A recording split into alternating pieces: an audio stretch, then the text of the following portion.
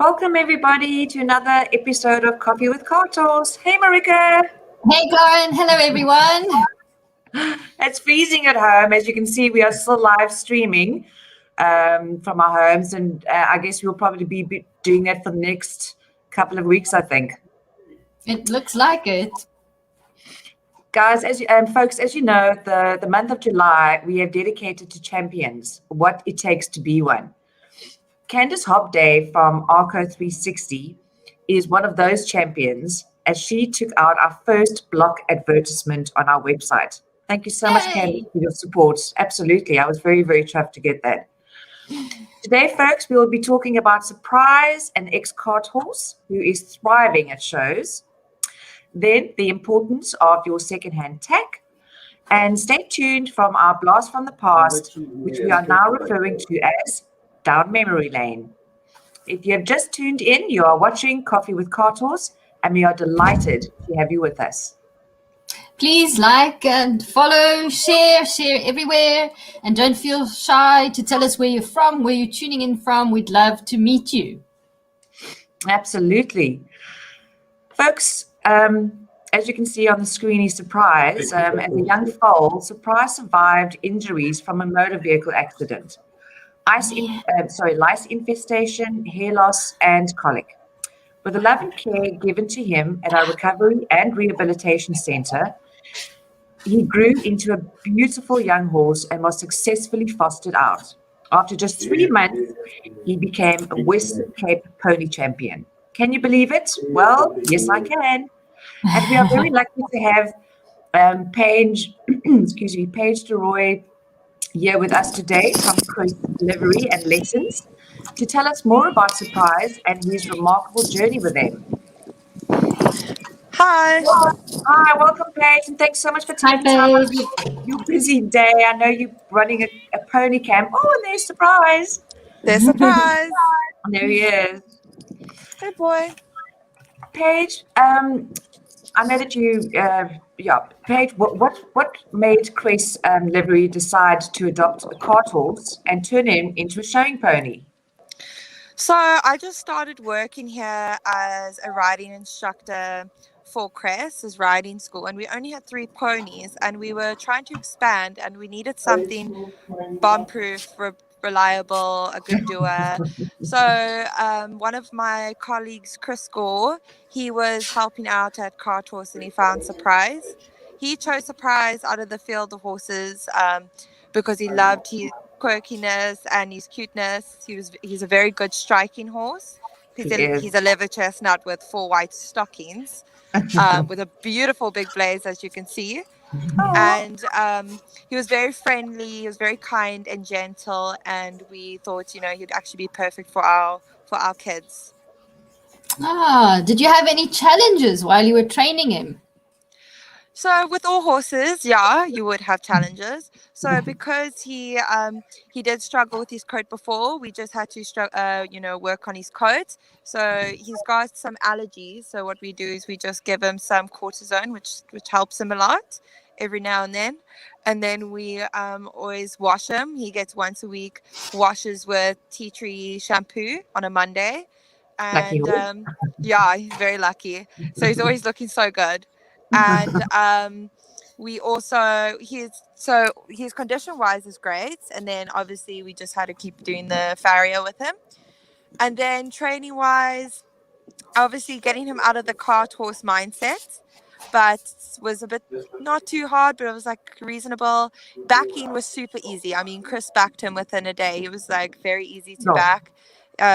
He was always very good with the kids. He gets like some bursts of energies now and then, but it's not anything dangerous, and yeah, nothing really serious. Oh wow, so cool. And does he have any quirky traits? I mean, that you could tell? So like I said, sorry boy.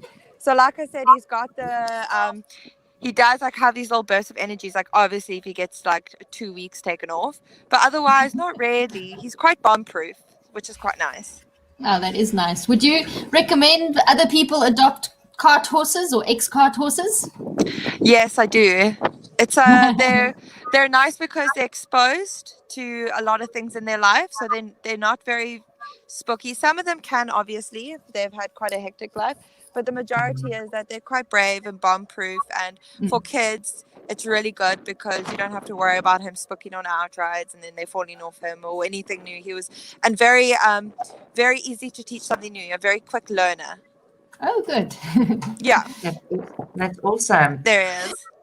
Paige, how often? Oh, how often do you show him, and what kind of prizes has he won? So it depends on the kid. So the first child that we had on him was called Tandeka, and unfortunately now she has outgrown him. But she won the Western Cape Pony Rider Champs on him. Wow. And so she introduced him to the show world. And then, COVID hits and we weren't able to do that much. But I'd say at least once or twice a month he does a show. And now we have a new girl on him called Isabella. And she is from Joburg and she's new to the Western Cape. And she's done eventing on him. She's jumped him up to like 70 centimeters. She's won a few classes. She's we're planning to go to Georgia eventing for Western Cape Champs at the end of August. And then we got SA show jumping champs at the end of the year at Mystico. And then we also have Western Cape Pony Champs at Constantia in September, which will hopefully happen. Wow, that's so exciting. Yeah, a lot of things going on. And obviously graded shows in between. But yeah, we after this lockdown, we want to do a little bit more. And he loves it. He loves the shows. He thrives. And do people know that he used to be a cart horse? I actually do mention it a lot because I think it's something to be proud of, especially when people don't expect it. They go, "Oh, really?" I'm like, "Yes, of course, yes. Of course." You can train any horse to do anything you want with the right training and care. Sure. Paige, we know that you're very busy and that Surprise is actually ready to go with a pony ride with the kids. But thanks so much for fostering him and for looking after him and taking care and for making him realize his full potential. And we wish him loads of success and hope Surprise brings home many, many more presents. All right. Thank you so much for letting us foster him. It's been a pleasure. Awesome. Thank you. Thanks so much, Paige. Thank you. Bye. Bye, Paige. Bye. Bye. Oh, sorry, I cut her off mid-sentence there. Yeah, she was in a rush, sort of doing the interview with us because it's a whole bunch of kids. Yeah. But folks, up next we are going to be talking to our Inspector Diana Tritter about the challenges we are currently facing in our organization. Hi, Diana. Welcome, Diana. Hi, Karen. Hi, Marika. Hi. Good, and you? Good. So good to see you. Yeah, our horses do go places, don't they? They do. Yes, you can't imagine. I remember the day Surprise came to our rehabilitation center.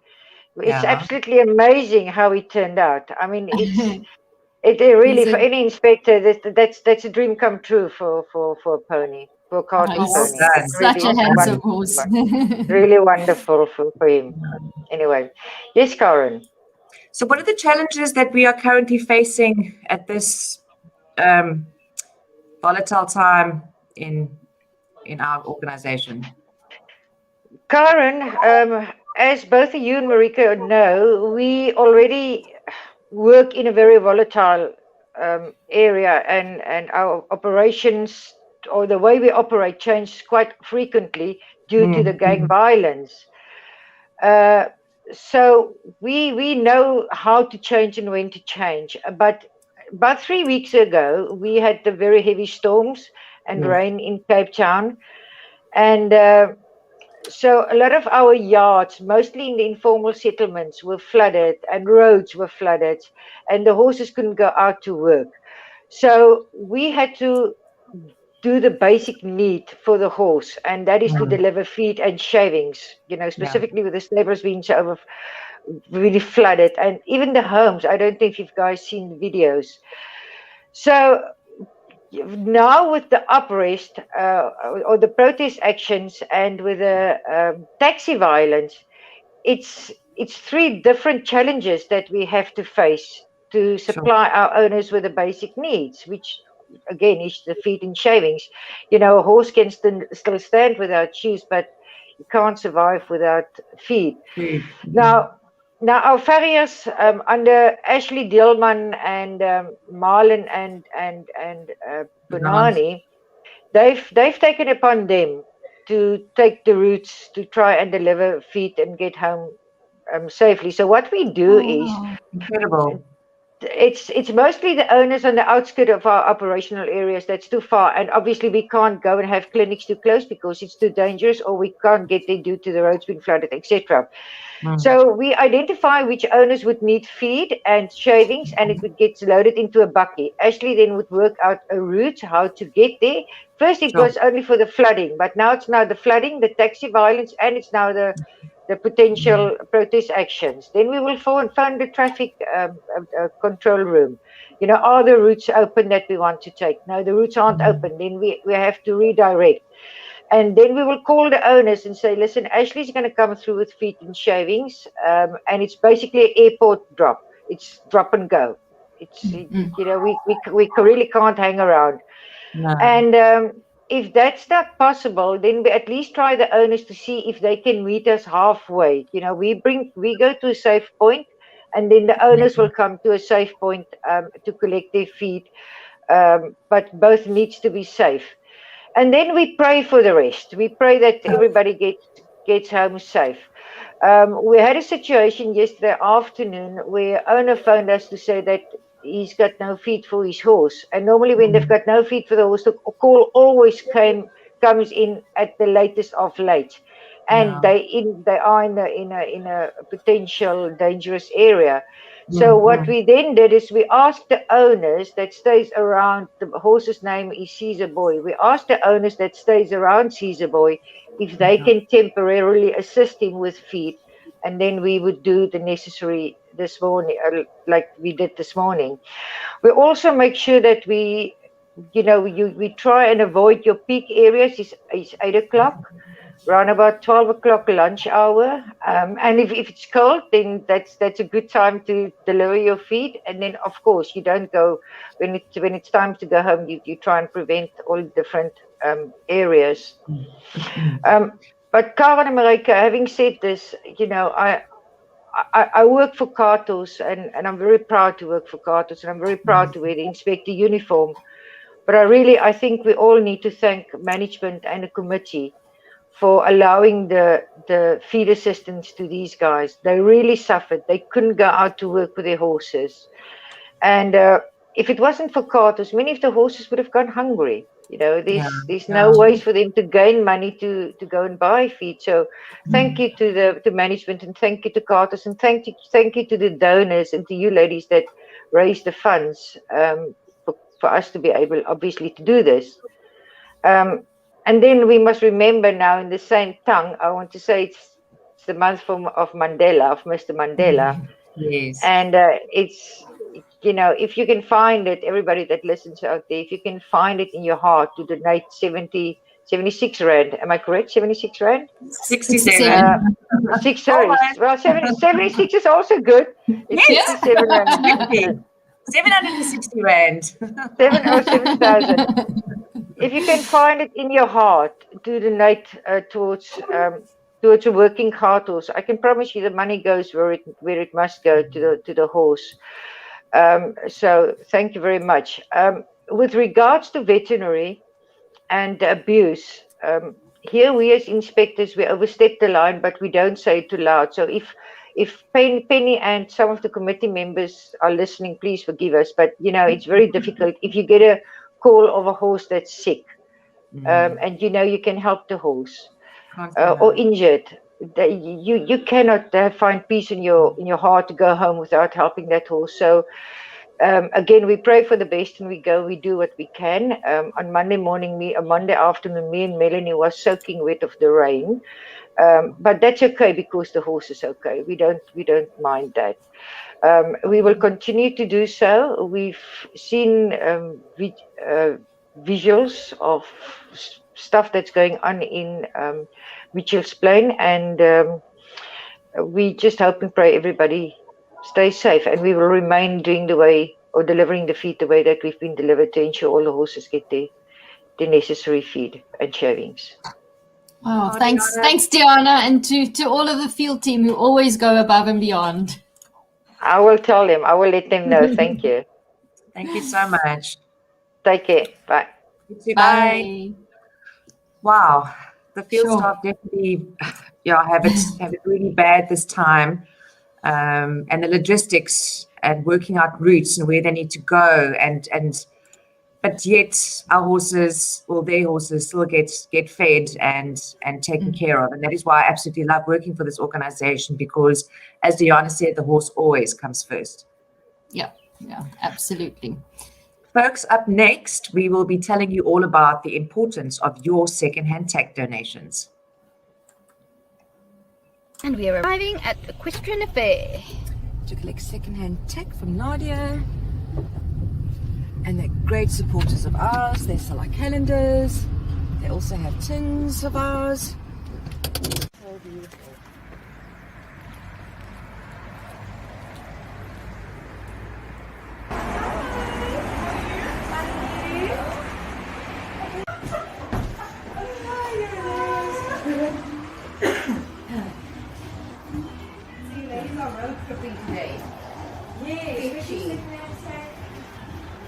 And tins, yes. The 4 of those.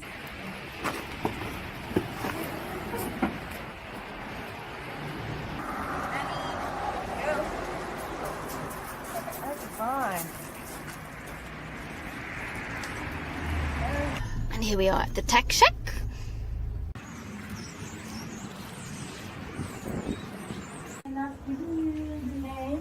I've got the name because normally you like to send a letter or something. Yeah. Absolutely. Thank you so much. It's a pleasure. I'm just still got a way to go. Okay. So we're just filming because we do Coffee with Cartos every Wednesday. Okay. And we're just giving our supporters some airtime as well, if you don't mind. So we're in Tack Shack in Stellenbosch, and they also have one of our tins, which is almost full. So we'll be back hopefully very soon to I'll give you a call. Yes, I'm sure. And then once again, second-hand tech, which we always need, and was very generously donated, and we came to collect. So here we are at Hooves and Paws, who sell our second-hand tech for us, which brings in much needed income. So we're just delivering all the second-hand tech that we got from Equestrian Affair and from Tack Shack Stellenbosch. Okay. No, a lot of your meat stuff and everything has a schedule. It's all on. No, what I'm saying is, do they also come and buy, like I said, proper? Yes, yeah, no proper stuff. Yeah. Not that ours isn't, but you know that. Yeah. Yes, no, they come past the box. Okay, and then they go inside. Oh, brilliant. Oh, that's amazing. Awesome.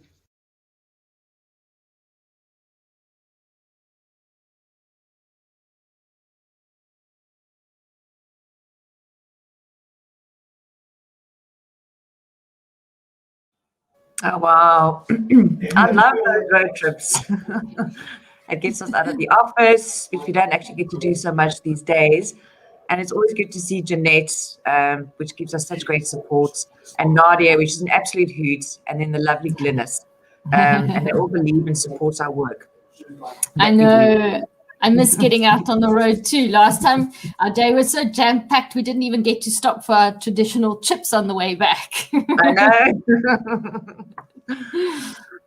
Guys, up next, we would like to thank those donors who have donated their 67 Rand, euros, dollars, or even pounds to our Mandela Day request, like Oliver Lazarus and his friends did last week.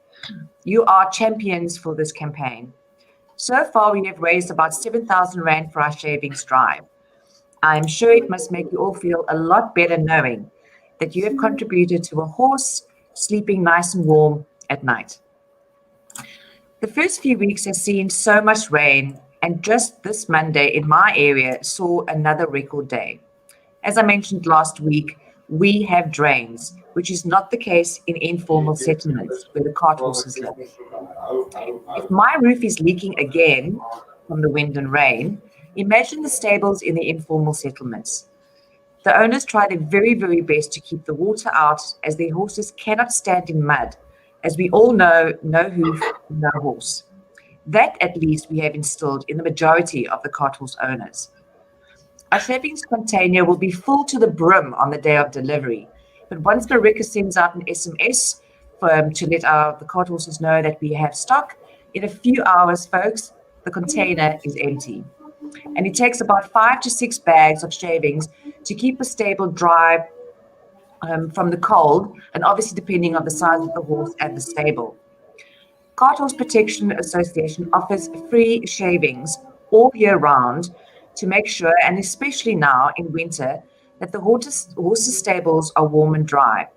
So please consider donating 67 Rand, 67 pounds, or dollars, or euros to our project for the month of July, as it costs us over 100,000 Rand a year for these horses to sleep tight at night.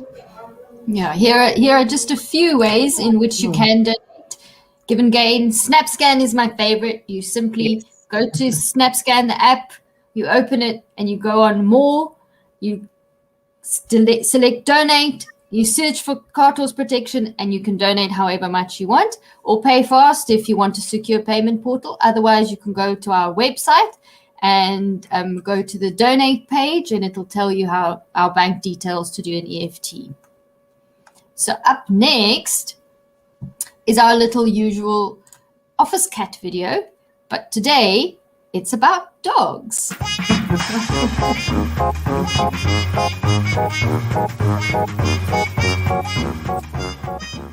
If there is one thing the trio of office cats do not appreciate, it is dogs. However, in the line of our work, it is inevitable that we will come across dogs too. There are a few famous carty dogs who come into the clinic from time to time, and they will grudgingly tolerate these for a short while. Many cart horse owners have dogs too. I got called out to a cart one morning where a carty told me she had been handed this pup at her child's school and didn't know what to do with it.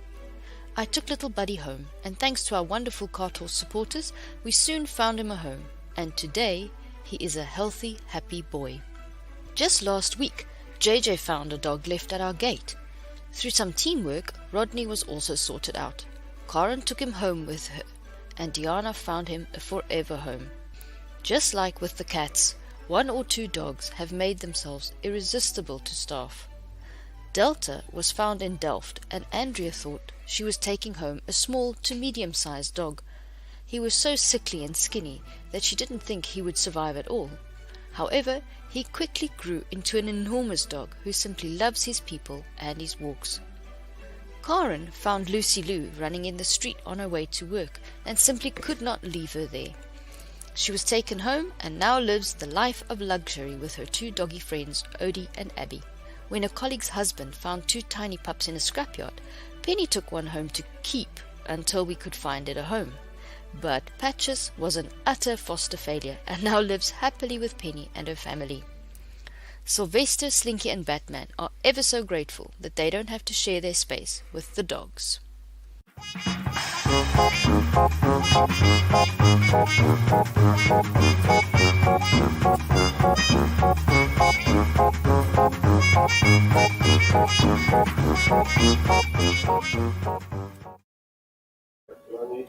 I'm clearly more of a cat person. There's just one little change we have to make. Poor little Rodney still needs a home because it turns out his forever home didn't work out. So if anyone out there is looking for an adorable little dog, Rodney is still needing a home.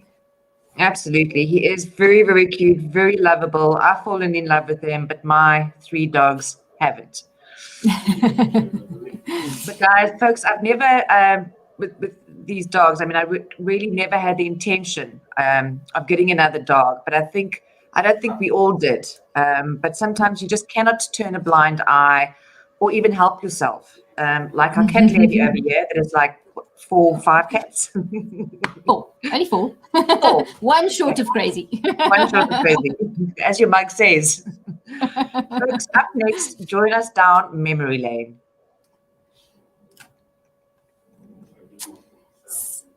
In 2012, our first E53 workshop was held.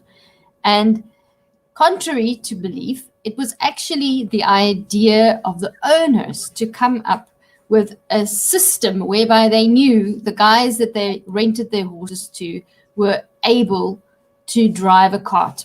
So what happens on a day like this is the guys come in. It's an entire day. They sit there. They have a course. They have a theory course done by Diana that tells them all about the rules of the road. Then they get taken outside by Ashley. They get shown how to harness a horse. They get shown how to load a cart, how much to load. All of this information is drilled into them. And at the end of the day, they have to sit a test. So normally it's not a written test, it's an oral test, and then as well as a physical exam. They have to show that they can actually harness the horse and load the cart. And when they pass, the pass mark is 75%. So not everyone passes, but you need to get a 75% pass mark, and then they get what we call an E53. So we take a photo and we make a little license card, and each and every person who sits on a cart and holds the reins has to have one of these cards.